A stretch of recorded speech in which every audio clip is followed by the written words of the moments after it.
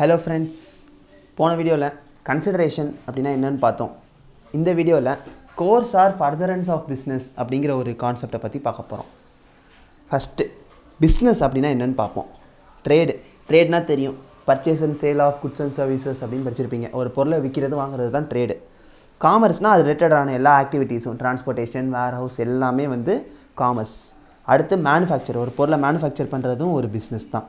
அப்புறம் profession, doctor, lawyer, auditor எல்லாமே profession தான், இதுவும் ஒரு பிஸ்னஸ். வொக்கேஷன், அதுவும் பிஸ்னஸ். அட்வென்ச்சர், ஒரு அட்வென்ச்சர் போகிறீங்கன்னா அதுவும் ஒரு பிஸ்னஸ் தான். வேஜர்னால் லாட்ரி டிக்கெட், ஹார்ஸ் ரேஸ் அந்த மாதிரி, இது எல்லாமே வந்து பிஸ்னஸ் தான்.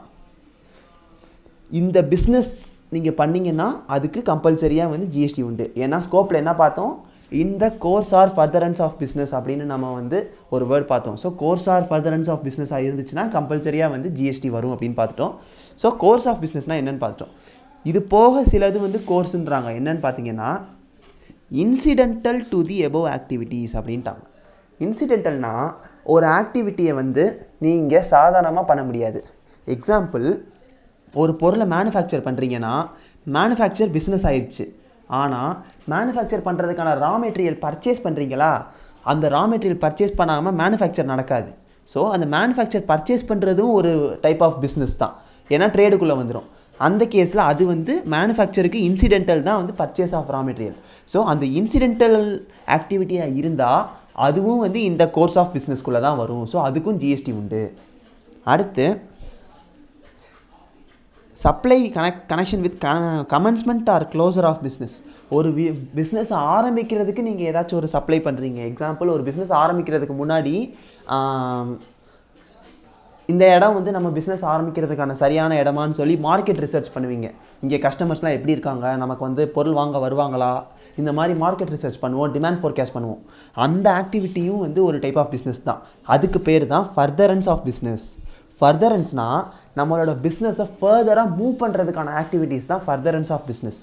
அந்த ஃபர்தரன்ஸ் ஆஃப் பிஸ்னஸும் வந்து நமக்கு வந்து பிஸ்னஸ்குள்ளே இன்க்ளூட் ஆகுது. அதனால் ஃபர்தரன்ஸ் ஆஃப் பிஸ்னஸ் ஏதாச்சும் ஒரு ஆக்டிவிட்டி பண்ணால் அதுவும் ஸ்கோப் ஆஃப் சப்ளைக்குள்ளே தான் வருது. அந்த ஆக்டிவிட்டிக்கும் நம்ம ஜிஎஸ்டி பே பண்ணணும். இது தேர்டு பாயிண்ட்டு. அடுத்து provision by club or society.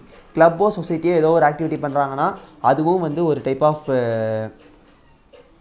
Business, course of business தான். அடுத்து இதெல்லாம் example, admission to any premises. அப்புறம் வந்து holder of an office holder வந்து ஏதோ ஒரு சர்வீஸ் பண்ணுறாருனா அதுவும் வந்து ஒரு டைப் ஆஃப் பிஸ்னஸ். இதெல்லாம் வந்து ஜஸ்ட் எக்ஸாம்பிள்ஸ்.